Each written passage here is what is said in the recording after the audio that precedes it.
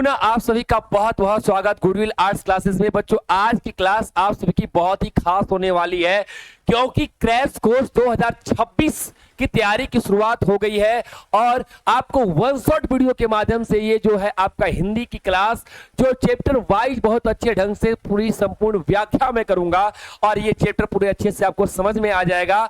और आप अगर इस चैप्टर को क्लियर कर लेते हैं तो लघु उतरिए, दीर्घ उतरिए, सारे प्रश्न को अच्छे से कर लोगे। तो चलिए बिना देरी किए हुए हम सभी जो है चैप्टर पर चलते हैं। और ये हमारे पहला जो चैप्टर है बातचीत, जिसके रचयिता है बालकृष्ण भट्ट जी। उनकी तस्वीर है जो कि हमें बताते हैं कि बातचीत क्यों करना चाहिए, बातचीत करने का है ना तरीका क्या हो। तो पहले आइए हम सभी बालकृष्ण भट्ट जी का जो है जीवनी को देख लेते हैं, क्योंकि यहां से भी बहुत सारे प्रश्न मिलते हैं, है ना। तो उनका जन्म, लेखक का जरूर उनके द्वारा अच्छी जो पुस्तकें लिखी गई थी वो, और उनके पिता माता पिता का, उनका जन्म स्थान का नाम याद करते हैं, क्योंकि ऑब्जेक्टिव में ऐसे प्रश्न आते हैं। तो पहले बात करें जन्म, किसकी बात करें हम लोग, जन्म की बात कर रहे हैं। तो जन्म कब हुआ था, तो जन्म की बात करें तो इनका जन्म हुआ था 3 जून 1844 को। किनका जन्म सर, बालकृष्ण भट्ट का जन्म सर। स्थान किस जगह पे हुआ था सर, तो इलाहाबाद उत्तर प्रदेश में, है ना। तो बालकृष्ण भट्ट का जो जन्म हुआ था इलाहाबाद उत्तर प्रदेश में हुआ था, और निधन अर्थात मृत्यु जो हुआ था 20 जुलाई 1914 को 1914 को हुआ था। बात करें पिता, इनके पिताजी का नाम बेनी प्रसाद भट्ट थे, जो कि एक क्या थे, व्यापारी थे, है ना। बेनी प्रसाद भट्ट जी क्या थे, एक व्यापारी थे।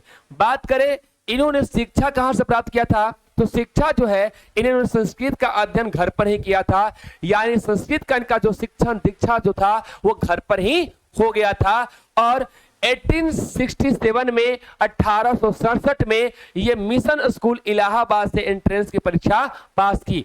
आपका एग्जाम कभी कभी जो है आपसे एमसीक्यू में फॉर्म में जो है इनकी जानकारी पूछ लेता है, और बिहार दरोगा में भी अगर आप 12th सिलेबस पढ़े हैं तो वहां भी यहां से क्वेश्चन आ जाते हैं, इसलिए इसको स्किप नहीं करना है बच्चों, इसे कंप्लीट करके जाना है। साहित्यिक जो है योगदान में क्या देखेंगे, तो इन्होंने जो है बात करें आधुनिक हिंदी का इन्हें निर्माता कहा जाता है। किन्हें, बालकृष्ण भट्ट की जो रचनाएं हैं, है ना, इतनी अच्छी है कि आज का जो हिंदी साहित्य है ना, उनका इन्हें निर्माता कहा गया। और कहा गया है कि भैया किस युग के प्रमुख साहित्यकार थे ये, तो भारतेंदु युग के महत्वपूर्ण साहित्यकार थे। कौन, बालकृष्ण भट्ट। आपको ऑब्जेक्टिव में पूछा भी है कि बालकृष्ण भट्ट जी किस युग के जो है लेखक है, तो भारतेंदु युग के हैं, है ना। बात करें तो इन्होंने हिंदी साहित्य को नया मार्ग दिखाया था, यानी एक तरीका जो है बातचीत के माध्यम से जो है चैप्टर, और बहुत सारे निबंध लिखे, लगभग 1000 से अधिक निबंध लिखे, हम लोग जानेंगे। तो हिंदी साहित्य को एक नया मार्ग दिखाया। हिंदी प्रदीप, है ना, पत्रिका, ये काफी इंपॉर्टेंट है, स्टार लगाए हैं। हिंदी प्रदीप पत्रिका किनकी है, तो ये बालकृष्ण भट्ट जी की है। और 1877 में इन्होंने इसकी मासिक पत्रिका उसे कहते हैं जो एक महीने के प्रति महीने जो है निकाला जाता है, उसको मैगजीन कहते हैं, मंथली मैगजीन कहते हैं, है ना, का संपादन शुरू किया था, है ना। और बात करें तो लगातार कितने साल तक चलाते रहे, 33 साल तक चलाते रहे थे। तो अभी हम किनको जान रहे हैं, अभी हम जो है बालकृष्ण भट्ट जी के बारे में, किसके, बालकृष्ण, है ना, भट्ट जी के बारे में जो है जानकारी प्राप्त कर रहे हैं। ठीक है, इतनी बात समझ में आ गया सर जी, बिल्कुल आ गया। अगले बात करें तो इनकी लेखन शैली की हम लोग बात कर लेते हैं। किसकी बात करते हैं, लेखन शैली, है ना। तो ये क्या क्या लिखे हैं सर जी, ये निबंध लिखे हैं, और ये नाटक लिखे हैं, ये उपन्यास लिखे हैं, ये कविताएं लिखे हैं। याद रखिए, है ना, किनकी बात कर रहे हैं, बालकृष्ण भट्ट जी जो है नाटक, निबंध, उपन्यास, कविताएं सभी लिखे हैं। अब जो है इनके प्रमुख उपन्यास है, कौन है सर जी, तो याद रखना बच्चा, कौन, 100 अजान एक सुजान। आपसे प्रश्न आ गया 100 अजान एक सुजान किनकी है, आप कहना बालकृष्ण भट्ट की है। नूतन ब्रह्मचारी किनकी रचना है, तो बालकृष्ण भट्ट की है। बात करें नाटक में बात करें वेनी संहार, बाल विवाह, रेल का विकट खेल, है ना, किनका है, तो बालकृष्ण भट्ट जी का है। आपका एक एक नंबर बहुत मायने रखता है आपके जो है रैंक को बढ़ाने में, आपका जो है अपने जो रिजल्ट होगा बोर्ड का उसमें।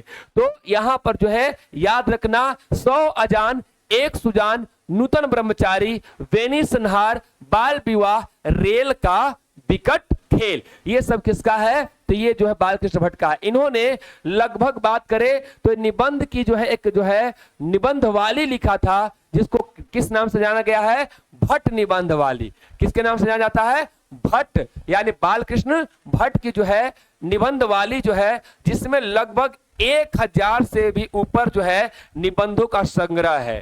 ठीक है, तो 1000 निबंध का किसने रचना किया, तो बात करें बालकृष्ण भट्ट जी ने किया था। विशेषता की बात करें तो वे एक सच्चे पत्रकार और क्या थे, संपादक थे। तो पूरा लेखक परिचय में हमने जो है बहुत जो महत्वपूर्ण जानकारी है जो आपके एग्जाम के पॉइंट ऑफ व्यू से है उसकी हमने चर्चा कर दिया। अब हमें क्या पढ़ना है सर, अब हमें पढ़ना है बातचीत पढ़ना। बातचीत में सर क्या पढ़ना है, वो तो फैक्ट था सर जो हमने आपको बता दिया, जिससे आपको याद ही करने हैं। ठीक है, तो ये चैप्टर पूरा बताता क्या है, ये चैप्टर आपको पूरा बताता है कि देखो यार, बातचीत करने का जो तरीका होता है उससे या तो आदमी दिल में उतर जाता है या तो दिल से उतर जाता है। अगर आप सामने वाले, देखिए बोली एक अनमोल है, जो कोई बोले जान, हृदय तराजू तौल के तब मुख बाहर आन। रहीम ने कहा कि भाई बोलने से पहले सोचो और हृदय के तराजू पर जो है तोल कर उसके बाद मुंह खोलो। लेकिन हम लोग करते हैं उल्टा, है ना, हम लोग पहले बोल लेते हैं और फिर बाद में सोचते हैं।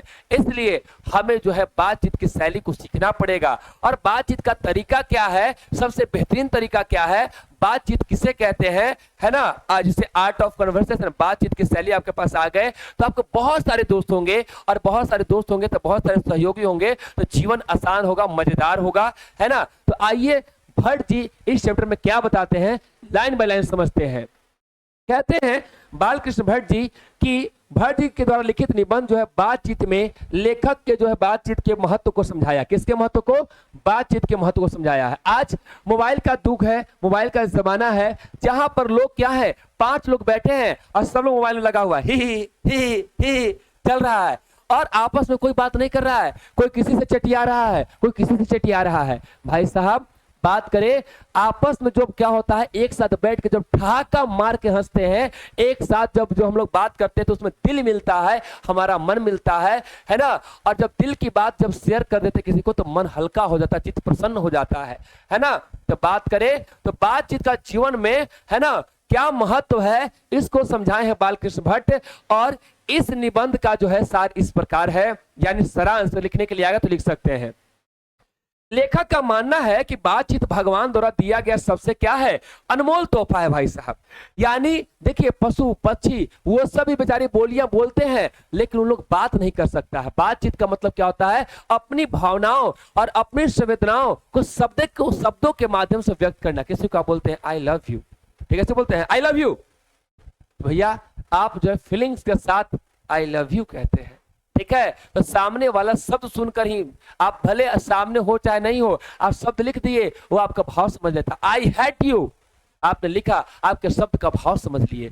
तो बातचीत से क्या होता है, मनुष्य अपनी संवेदनाओं को, है ना, मनुष्य अपने अंदर की जो है मन में जो उसका चल रहा होता है मनोदशा को शब्दों के माध्यम से व्यक्त कर पाता है, और केवल ये ऐसा मनुष्य कर पाता है ना, और जानवर ऐसा नहीं कर पाते हैं। तो ये मनुष्य का जो है भगवान के द्वारा दिया गया क्या है, सबसे अनमोल तोहफा है। बात करें तो कहते हैं कि अगर बोलने की शक्ति को ही कहते हैं वाक् शक्ति। क्या कहते हैं, वाक् शक्ति। किसको कहते हैं, बोलने की शक्ति को, है ना होती तो यह पूरी दुनिया क्या होती, गूंगी लगती, और सभी लोग एक कोने में बैठे रहते, एक दूसरे के सुख दुख को ना समझ पाते, है ना। बात करें कि सोचो, है ना, कि अगर कोई चीज बातचीत ही नहीं करता, तुम भी चुप हम भी चुप, आज हम बोल कर क्या कर रहे हैं, आपको इस चैप्टर को समझा रहे हैं, दुनिया को समझा रहे हैं, ज्ञान विज्ञान की बातों को समझाया जा रहा है, तो बोल कर ही तो। लेकिन सोचो अगर सारा सृष्टि में कोई बात ही नहीं करता, बिल्कुल, ठीक है, तो कोई उन्हें कोना में बैठा हुआ कोना में शुरुआती दौर में चल जाइए, जब हम लोग पाषाण काल में थे, जब जो पत्थर वाला युग था, जब हम लोग जो है जंगली हुआ करते थे, जंगल में रहा करते थे हमारे पूर्वज, है ना, तो उन लोग के पास जब बोली चाली का नहीं होगा तो है ना, तो गूंगा की तरह बात करते हम लोग, कोई बात ही नहीं था। लेकिन अब हम लोग शब्दों के माध्यम से कर अपने भावनाओं को व्यक्त करते हैं। तो लेखक कहते हैं, कल्पना करो कि अगर मान लो कहने का मतलब कि जो है ये अगर जो है बातचीत का तरीका नहीं होता तो जैसे सभी लोग क्या होते, पूरी दुनिया ही गूंगी हो जाती है ना। सभी लोग एक कोने में बैठ रहते हैं, एक दूसरे के सुख दुख पे जो है समझ नहीं पाते कि कौन दुखी में है और कौन खुशी में है ना। बस समझ में नहीं आता। आप दुख में कष्ट में आपको जो डॉक्टर पीड़ा होता था, बताते ना डॉक्टर को कि मेरा पेट दर्द कर रहा है, मेरा पैर दर्द कर रहा है, मेरा सर दर्द कर रहा है, मुझे उससे टेंशन हो गया इसलिए हम दुखी में है, तो आप बताते हैं तो उस समस्या पे बातचीत करके आपको समस्या का समाधान किया जाता है ना। और आप जब दुख में होते हैं वैसे गाने सुनते हैं तो वो भी क्या है, बातचीत ही तो है। गाने आपसे बातचीत करते हैं है ना, और आपको सुकून देते हैं। तो वही कहता है कि अगर ये बातचीत के बिना है ना ये दुनिया बहुत ही अधूरी लगती। यानी कल्पना कीजिए कि अगर सभी लोग चुप रहते तो कैसा होता, है ना। यानी जो है सब लोग चुप रहते तो दुनिया सुना सुना, है ना, एकदम जग सुना सुना लगे, कोई रहे ना जब अपना, वो वाला हाल हो जाता। तो भैया एक बाल कृष्ण भट्ट जी बातचीत का महत्व बता रहे हैं कि जैसे खाना पीना जरूरी है वैसे ही क्या है, बातचीत भी बहुत जरूरी है। और आगे क्या कहते हैं बालकृष्ण भट्ट जी, बालकृष्ण भट्ट जी आगे कहते हैं, वे कहते हैं कि जैसे आदमी को जिंदगी को मजेदार बनाने के लिए, मतलब बेहतरीन बनाने के लिए खाने पीने चलने फिरने इत्यादि की जरूरतें हैं, वैसे ही बातचीत भी अति आवश्यक है ना। इससे क्या होगा भैया, चित्त हल्का हो जाता है। जैसे घर पे जो है मान लो कि जो है आप और जो है मम्मी जो है पापा चले गए बाहर और आपके भैया आपको क्या किए, दम भर कूट दिए, आपका मन भारी आने तो मम्मी पापा को कहते हैं, जैसे ही आए और फपक फपक के रोने लगे, पापा हमको मारा था, है ना, और दुख की बात कहकर क्या हो गए, आप रिलैक्स हो गए, है ना। तो आपका चित्त क्या हो गया, हल्का हो गया। लेकिन जब तक नहीं कहे थे मन में दबा हुआ था। तो बहुत लोग अपने मन की व्यथा को दर्द को शेयर नहीं करते हैं। तो मन की व्यथा को दर्द को शेयर करना चाहिए अपने दोस्तों के पास, है ना, जिससे या अपने जो है शुभ चिंतकों के पास, जहां आप जो है दिल खोल के बातें करते हैं। तो किसी शायर ने कहा है कि अगर दिल खोला होता यारों के साथ तो नहीं खुलवाना होता इन औजारों के साथ। यानी जब आप बहुत बात मन में रखते हैं तो मन भारी लगने के कारण जो है हार्ट अटैक होने का समस्या, ये तमाम तरह का चीज जो है आता है ना। तो फिर बाद आप में आपका हट खोला जाता है, दिल को खोला जाता है। इसलिए मन की जो है मवाद, मन का जो अंदर में जो चल रहा चीज है विषाद, उसको बाहर निकाल ही देना चाहिए, है ना। तो इससे क्या होगा, बातचीत करने से चित्त हल्का होता है और स्वच्छ हो जाता है। और जो मवाद जो है हृदय में जमा रहता है, जो अंदर में जो है कड़ा कचड़ा या जो है किसी के प्रति कोई बात है ना, जब सामने वाले के प्रति गुस्सा जाके फूक जाते हैं, खूब बोल लेते हैं और मन हल्का हो जाता है कि नहीं। तो जमा रहता है वो भाव बन के क्या होता है, उड़ जाता है ना, उड़ जाता है। तो यही होता है ना कि भाई गुस्सा पे था, हम बोल दिया, अब हल्का हो गया, अब चलो ठीक है जाने दो, है ना। और जब तक नहीं बोलते मन एकदम भारी भारी सा लगता है ना। अब एक और जो है ध्यान रखिएगा, बेन जॉनसन, नाम याद रखिएगा, बेन जॉनसन कहते हैं कि बोलने से ही मनुष्य के रूप का साक्षात्कार होता है ना। कोई व्यक्ति कैसा है, किस लेवल का है, किस सोच का है, किस विचार का है, किस संस्कृति का है, उसकी रहन सहन कैसी है, इसकी बात उसकी जो है बोलने चालने से होगा। जैसे एक जो है ठेला पे काम करने वाले का जो बोली विचार होंगे, एक जो है ऑटो पे, एक जो है ऑफिस में, एक जो है शिक्षक का, तो सबकी जो है बोलने की शैली क्या हो जाती है, बदल जाती है कि नहीं। तो यहाँ पर जो है आप देखते होंगे कि जब आईएएस का एग्जाम होता है तो वहां पर इंटरव्यू होता है, इंटरव्यू को ही हिंदी में हम लोग साक्षात्कार कहते हैं। तो यहाँ पर जो है इस बात को बताया गया है कि जब कोई बोलता है तो उसकी बोली की कीमत लगती है, भाई कितना ये है ना, उसका कितना बड़ा मोल है। तो ये बोली क्या है, अनमोल है। जो कोई बोल अनजान, है ना, अगर बोलने आ गया तो आप लोगों का दिल जीत सकते हैं। आज जो है माननीय प्रधानमंत्री जी बोलकर ही तो क्या करते हैं, लोगों का दिल जीत लेते हैं। कृष्ण भगवान, बुद्ध भगवान, जितने भी लोग थे, लोगों का जो दिल बदले थे, कैसे बदले थे, मैं तो ठहर गया, है ना, तुम कब ठहरोगे, है ना। तो ये जो बात कही थी बुद्ध भगवान ने, ठीक है, अंगुलीमाल डाकू को, तो वो बात ही तो बदल दिया था। लेकिन बातों में भी वजन होता है। तो कोई आदमी कैसा है ना, ये जो है बात उसकी जो है उससे उसका रूप दिखाई देता है। स्वामी विवेकानंद जिन्होंने कहा था my dear brothers and sisters of America, ठीक है। तो ये इतना ही शब्द, है ना, ताली लगातार 5 मिनट तक बजते रही थी शिकागो सम्मेलन में। तो वही कहते हैं कि बोलने से ही मनुष्य का क्या होता है, रूप के साक्षात्कार होता है ना। और एक और नाम आया है रॉबिन क्रूसो का। यह हालांकि काल्पनिक व्यक्ति का नाम दिया गया है, रॉबिन क्रूसो कोई व्यक्ति नहीं है। रॉबिन क्रूसो जो है एक व्यक्ति जो है 16 साल तक एक निर्जन द्वीप पे रहते हैं। द्वीप मतलब जहां पर ऐसा जमीन का उठा हुआ भाग जो चारों तरफ पानी से घिरा हुआ हो, ठीक है ना, जिसको आइलैंड बोलते हैं हम लोग। तो वो बेचारा रहता है जहां पर कोई आदमी नहीं है, ठीक है, चारों तरफ जंगल है और जो है जानवरों के बीच में रहता है, 16 साल रहता है। वो किसी आदमी से बात नहीं करता है, जानवरों की बोली बोलता है और रहता है। 16 साल के बाद जब आदमी से वो बात करता है तो उसका मन हल्का होता है। जैसे किसी दोस्त से या परिवार से आप दूर कहीं चल जाते हो और कहीं करके फिर जब वापस आते हो तो खूब बात करते हो, या जैसे छुट्टी होगी अभी, है ना, दुर्गा पूजा का या दिवाली का, ठीक है, या छठ पूजा का, तो सब लोग घर पे जुटेंगे तो खूब गप्पे लड़ाएंगे, खूब बात करेंगे और वहां पर दिल मिल जाता है ना। तो वही बात कर रहा है कि इतने लंबे समय तक अकेले रहने के कारण वो बातचीत करना लगभग भूल ही गया था। तो ये बातचीत लिखा हुआ, गलती लिख दिया है ना। बातचीत नामक पाठ में रॉबिन क्रूसो के एकांत रहने के कारण मनुष्य की भाषा और संवाद की आवश्यकता पर जोर देते हैं। वे कहते हैं कि 16 साल तक कुत्ते, बिल्लियों और मवेशियों के साथ रहने के बाद उन्होंने पाया कि मनुष्य की भाषा और संवाद में कमी महसूस होती है। यानी जो है, आप तमिलनाडु चल जाओ और आप बिहार के हो तो भैया जब तक बोलोगे हिंदी में, तमिल बोलते बोलते अजीब हो जाएगा, लेकिन बिहारी होगा तो सुकून में आ जाओगे। एक और बात बताएं, जब आप दुख में होगे या सुख में होगे तो अपने भाषा में अपने दर्द को बयां करोगे, है ना। किसी को गाली देना होगा तो आप अपने मदर टंग में ही गाली दीजिएगा, ठीक है। या जब खुश हो जाइएगा तो आप मदर टंग में ही क्या कीजिएगा, एंजॉय कीजिएगा, ठीक है। तो यही कहते हैं, लेखक ने आगे क्या कहा है, लेखक कहते हैं, लेखक ने बातचीत में प्रकार, है ना, बातचीत के प्रकार को भी बताया है, ठीक है ना, कि भाई कितने प्रकार के बातचीत होते हैं। जैसे अगर बच्चों की बातचीत हो, बूढ़ों की बातचीत हो, जवानों की बातचीत हो, दो सहेलियों की बातचीत हो, ठीक है, दो दोस्तों की बातचीत हो, है ना। तो सबकी बातचीत की प्रकार अलग अलग होते हैं, उनके टॉपिक अलग अलग होते हैं और उसी में रस लेते हैं। जैसे दो सहेलियां बैठ जाए, है का बहिन, का हाल समाचार, कहाँ से आयल हो बहिन, और ओकरा बाद जो चलता है बहिन बहिन बहिन, लगे बाप रे बाप, भुलाइल मेला के बिछड़ल जो है वहां लोग मिला है लोग। तो कहने का मतलब बातचीत में भी अजब सा सुख है, अजब सा जो है सुकून है ना। एडिसन की बात देखते हैं। एडिसन क्या कहते हैं सर जी? एडिसन मानते हैं कि असल बातचीत सिर्फ दो व्यक्तियों में हो सकती है ना।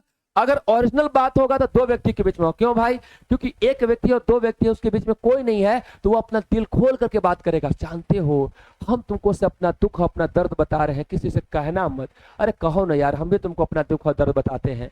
तो जब क्या होता है कि दो व्यक्ति जब बात कर रहे होते हैं तो वैसी स्थिति अपना दिल खोल करके अपनी बात रख सकते हैं, अपना राज खोल सकते हैं। लेकिन अगर तीसरा व्यक्ति आ गया तो बातचीत का और महत्व बढ़ जाएगा, है ना। सही कह रहे ना जी, देखो हम सही कर रहे हैं तो हम उससे बार बार पूछेगा। तो भाई कहते हैं कि दो के बजाय अगर तीन आ गया तो हालांकि थोड़ा थोड़ा अपना बात क्या कर लेगा, लोग छिपा लेगा, क्योंकि भाई तीसरे के कान में पड़ रहा तो हो सकता है बात फैल भी जाए। लेकिन बातचीत का माहौल बन जाता है। तो कहते हैं बालकृष्ण भट्ट कि अगर तीन व्यक्ति हो गया तो मानो कि अंगूठी में कोई नग जोड़ दिया गया हो, यानी से अंगूठी दो तरफ से इसे पैक किया जाता है और उसमें जो अंगूठी में जो चमकने वाला जो पत्थर होता है वो जोड़ दिया गया है। कितना ब्राइट चमकता है, कितना सुंदरता बढ़ाता है। वैसे ही दो से भले अगर तीन हो गए तो बातचीत का रस और बढ़ जाता है। लेकिन उसके कहीं ना कहीं अब जो है, जो हम व्यक्तिगत स्तर से खुल के दिल खोल के बात कर रहे थे वो हम बात नहीं करेंगे। थोड़ी हंसी मजाक, हल्की फुल्की बातें आ जाएगी। और बात करें अगर तीन के बजाय चार हो जाए तो फिर वो बातचीत नहीं होगा, वो राम रमौल होगा, हंसी मजाक होगा, ठहाका होगा, क्योंकि वहां आप अपना दिल नहीं खोल सकते हैं। क्योंकि अगर दिल खोल के बोल दिए तो आपका बात बाजारों में फैल जाएगा और लोगों के बीच में हंसी और मजाक का पात्र बन जाएगा। इसलिए व्यक्ति उस समय संभल जाता है। तो बालकृष्ण भट्ट यही बात कहते हैं कि जब दो लोग होते हैं तभी अपना दिल एक दूसरे के सामने खोल पाते हैं, है ना। और लेखक के अनुसार तीन लोगों के बीच बातचीत अंगूठी में जड़ी नग के जैसा होती है। चार या उससे ज्यादा लोगों के बीच की बातचीत जो है लेखक राम रमौल यानी मजाक मस्ती कहते हैं। यह कोई गंभीर बातचीत नहीं होती है ना। यहाँ पर कोई जो है डिसीजन वाला बात नहीं होगा, लेकिन दो लोग होगा तो दिल खोल करके बात कहता है। हमने बताया ही कि लेखक ने कहा कि जो है बात का विशेष प्रकार बताया। लेखक कहते हैं कि दो सहेलियों की बातचीत का विशेष रूप से महत्वपूर्ण बताया गया है ना। वे कहते हैं कि जब ये सहेलियां आपस में बात करने लगती हैं तो उनकी बातचीत में एक, है ना, खास रस होता है। अब दो लड़की जो बात करने पर आ जाए, इतना खुसुर फुसुर खुसुर फुसुर खुसुर फुसुर खुसुर फुसुर इतना करेगा, इतना बतियाएगी लोग, है ना, कि जो है उन लोग अपना खाना पीना सब भुला जाए बात के आगे, है ना। इतना मन लगता है ना। डांट भी सुन ले लेकिन बात करने में खूब मन लगता है कि नहीं। तो अब कहते हैं कि जब दो बूढ़ियों की अगर आपस में बातचीत होगा तो उसका मुख्य प्रकरण यानी मुख्य जो है बातचीत क्या होगा, तो अपनी बहू बेटियों से संबंधित क्या करेंगे, है ना होता है, या तो उनका जो है शिकायत करेंगे, अरे क्या कहें फलनी बहू, हमारे जो है जो घर की जो है आई है फलनिया, वो ऐसा है कि क्या कहें, है कि नहीं। तोरा घर के देखे तो कितना नीक है, और जो है हमारा बेटवा जो है ना बड़ी अच्छा है कि ना। तो अपने बेटा या बहू का या क्या कहेगा, अरे हमारी बहू बड़ी अच्छा खाना बनाती है जी, अरे बहुत ही अच्छा करते हैं जी। तो कोई जो है बात करे तो बहुत जो है बड़ाई करेगा, या तो उसकी कमी बताएगा। बूढ़े लोग की बातचीत होगी, जो बूढ़ी लोग की आपस में बात होगी, तो है ना। तो वे अपनी बातों में क्या होगा, बहुओं के लिए अक्सर नकारात्मक बातें होंगी और अपनी बेटियों के लिए प्रशंसा भरी बातें होंगी, है ना। एगो हमार बेटी ना थी, कितना अच्छा से पहन के रहती थी, हर बात कहती थी, हर काम करती थी। एक आदमी कहां से आई है कि जो है कोई बातें नहीं करना है, तो अपनी बेटी का क्या करता है, प्रशंसा लोग करती हैं, है ना बूढ़ी लोग, और अपने जो है बहू का क्या करते हैं, शिकायत करते हैं। ठीक है, उनकी बातचीत का जो है मुख्य उद्देश्य कहें तो एक दूसरे को जो है दूसरे के सामने अपने मन की बातों और शिकायतों को व्यक्त करना होता है, और इससे क्या होता है, मन उसका हल्का होता है। अगर दो व्यक्ति अगर जो है मिल गया, तो दो बूढ़ा व्यक्ति मिल गया, तो तुम लोग कहेगा कितना पहले का जमाना अच्छा था, लोगों में संस्कार था, अदब था, लोग पैर छू के प्रणाम करता था। अब तो ठेहुनिया प्रणाम करता है, झुक के प्रणाम, और उसे प्रणाम बाबा ऐसा करता है कि नहीं। तो अब के लड़कन तो संस्कारे नहीं है, एकदम अजीब हो गया है। क्या कहल जाए, जमाना का आदमी कलयुग में कहाँ जाएगा, है कि नहीं। पहला का सस्ती जमाना में आदमी घी इतना सस्ता मिलता था, इतना सस्ती का जमाना था, आज का जमाना क्या कहा जाए भाई, एकदम में खराब है। तो बूढ़ा लोग इस जमाने से शिकायत और अपने जमाने का जो है क्या करते हैं, तारीफ कर रहे हैं। ठीक है, लेकिन लेखक कहते हैं, क्या कहते हैं कि यूरोप के लोगों में बातचीत करने का हुनर है, जिसे आर्ट ऑफ कन्वर्सेशन कहते हैं।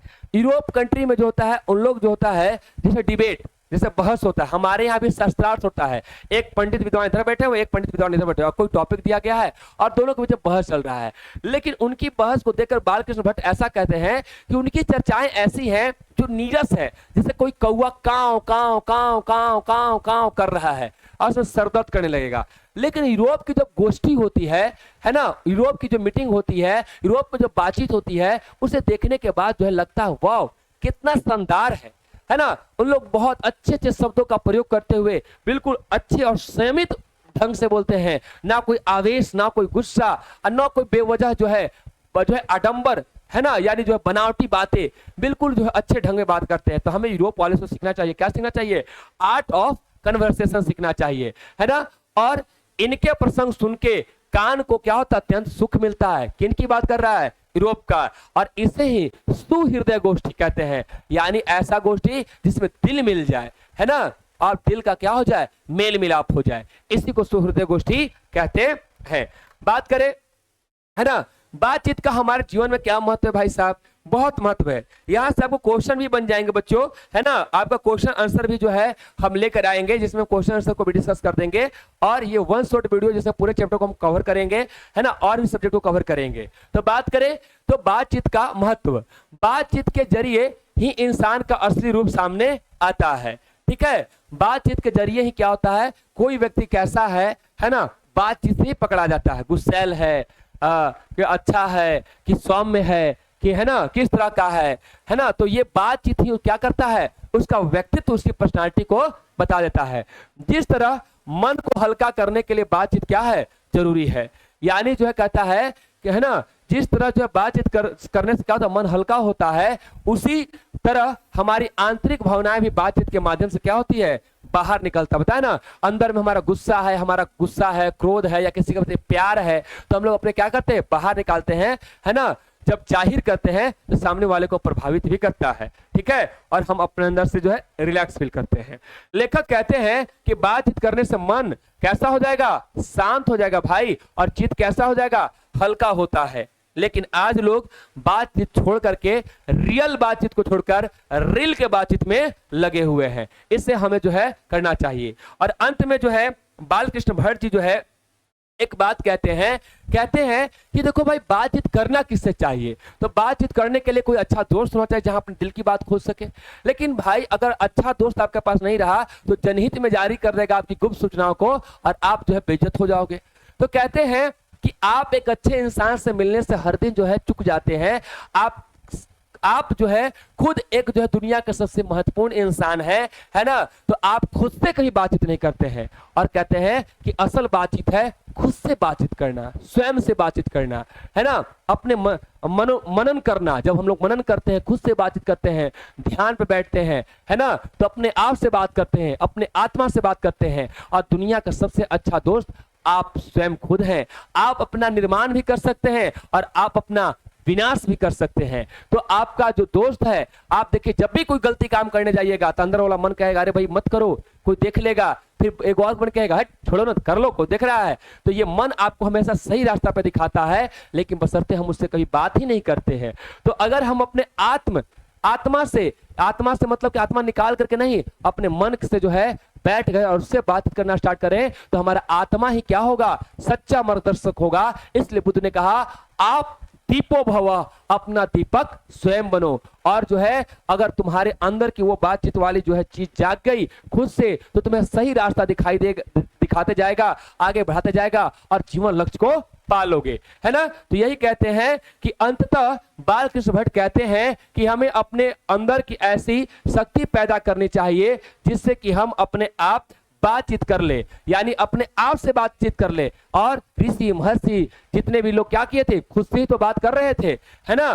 तो और ये बातचीत करने का क्या है, सबसे उत्तम तरीका है। तो आज की क्लास में आप सभी ने जो है बातचीत का जो है पूरे सारांश को जो है अच्छे ढंग से समझा, है ना, और जो है देखा। और आपका जो है अगली क्लास में जो है आप सभी के लिए जो है MCQ जो है प्रश्न जो है लाइव में तो चलेगी ही, आप सभी के लिए जो है लघु और दीर्घ को भी लेकर आएंगे। आज की क्लास यहीं तक, मिलते हैं नेक्स्ट वीडियो में, धन्यवाद।